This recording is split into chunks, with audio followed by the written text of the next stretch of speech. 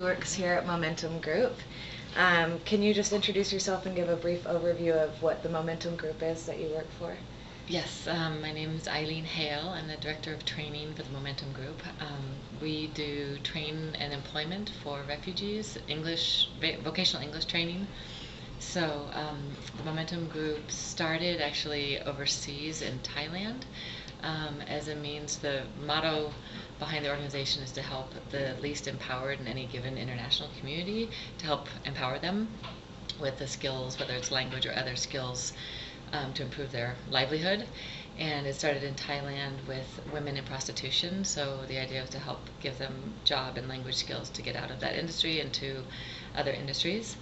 And Tara Russell and her husband Jeff are the founders of the Momentum Group, came to Boise in 2008, and they started with a farm out in Surprise Valley, and that is now run by a Bhutanese farmer, one of our refugees.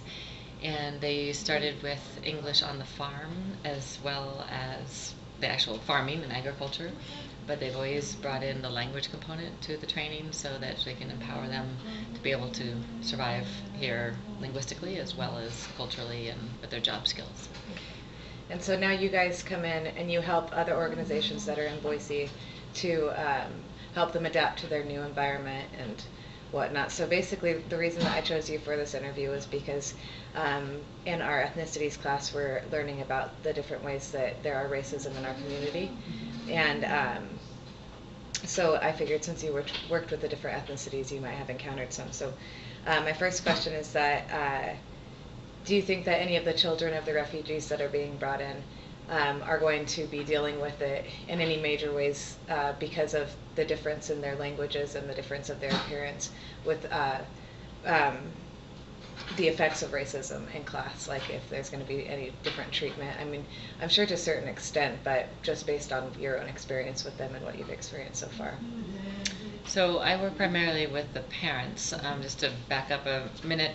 And what we've done since we've developed the farm, we teach English classes, vocational English classes at several different sites, including the IRC, LADA Community Partnerships, and Easter Seals Goodwill, where we do intensive English training for job-specific purposes, and site visits go along with that.